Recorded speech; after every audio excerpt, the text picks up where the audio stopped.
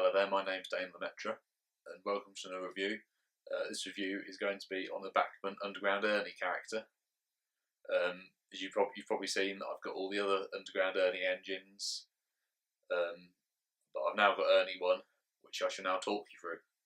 And today, Ernie 1, the inspection trolley that Ernie uses to travel around with in Underground Ernie, has finally arrived. Here it is. And as you can see, there's a nice figure of Ernie there. It even says Underground Ernie, and it's like the London Underground, but obviously Underground Ernie. Just probably just about to see it. There's Ernie one there side as well. There's Ernie. What makes me laugh is Ernie can only just about see over the controls out the window. You can probably just about see. And there's a view of it from the top. There's an on and off switch, which I'll talk about later.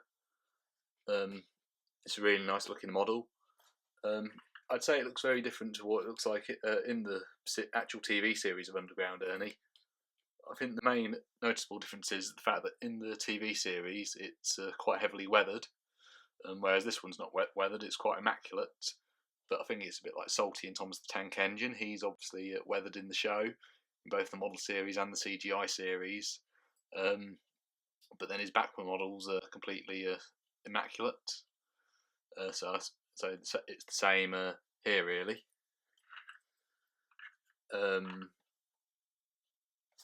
So that's it. Have a look underneath. It's got 4 wheels and no traction tyres. And I think that's good, because with traction tyres they can make your track rather dirty as the rubber wears off.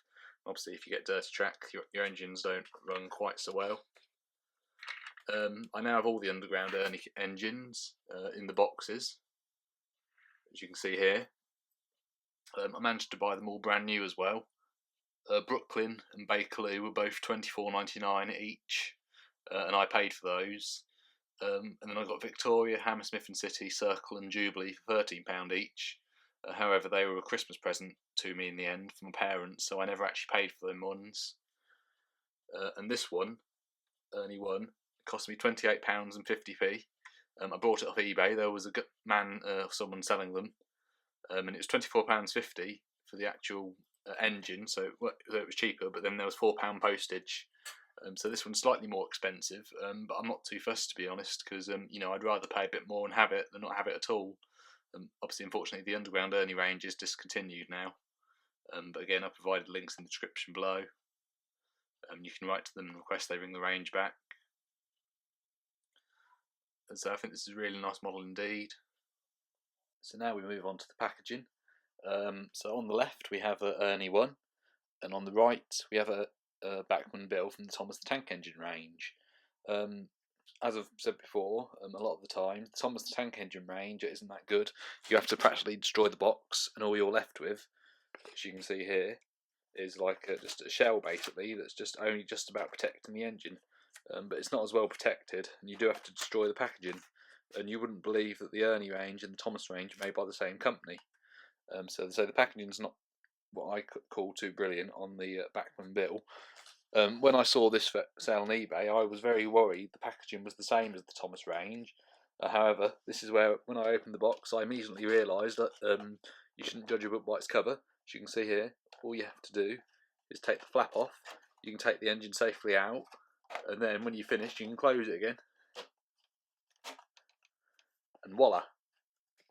And although it's not the same as the other Ernie engines, it is really good, and equally as good, and it's very well protected. It's a shame the Thomas range didn't do this. As you can see on the back, it advertises all the other sets and the engines.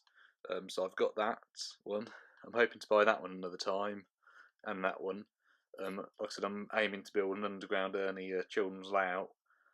And then what I like as well is it shows you all the other characters, but instead of it being animations like on the back of all the other boxes, what it actually shows you is the actual models. So I think that's really good. You may remember seeing a video on my channel from the other week that I was at Rushden Transport Museum for the weekend, and there was an Underground Ernie layout, which I mentioned in the Bachmann Mystery Mansion review video. And that's what inspired me to build an Underground Ernie layout, which I'm actually currently working on with the help of my dad and my brother. I'm supposed to be building an Underground Ernie layout, and when I've done it, I'll be putting it a video of it on YouTube for you to see.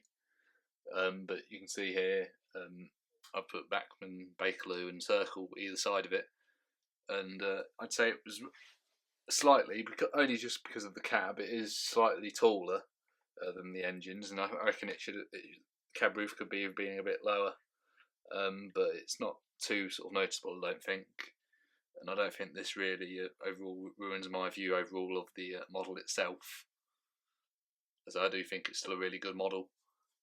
Also, you may remember me mentioning the fact about the buffers before, how I wasn't too impressed because I just felt that they were blocks stuck on. But the buffers here are absolutely fantastic. More or less spot on to the TV series counterpart. Really good, really hard to find fault with.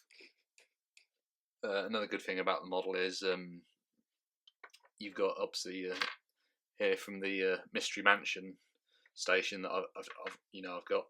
You get the figures. So from left to right, that's Alice, Mr. Rouse in a dinosaur outfit, Ernie dressed as a knight, and they are in scale with the Ernie figure inside the cab. So really good indeed.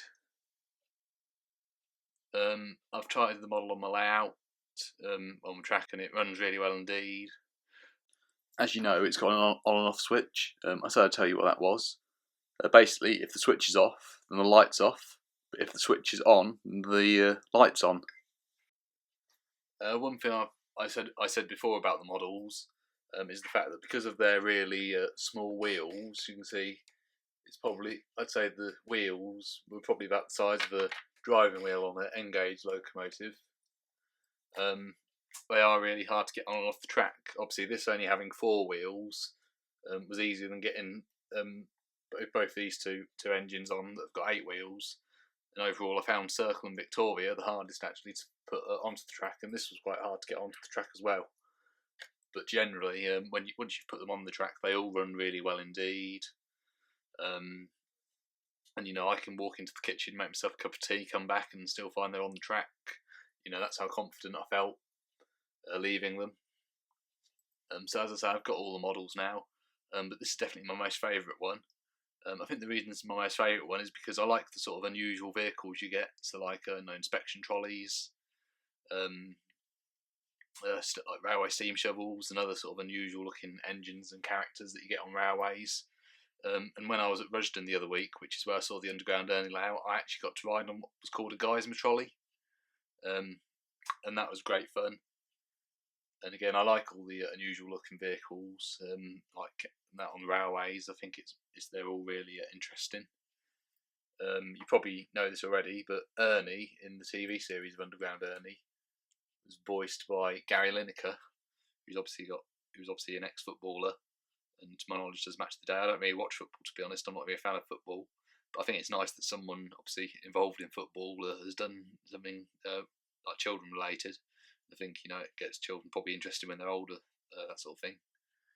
And funnily enough, I found out Gary Lineker's middle name is actually Winston, which is the Fat Controller's inspection trolley, which I guess serves the same sort of role.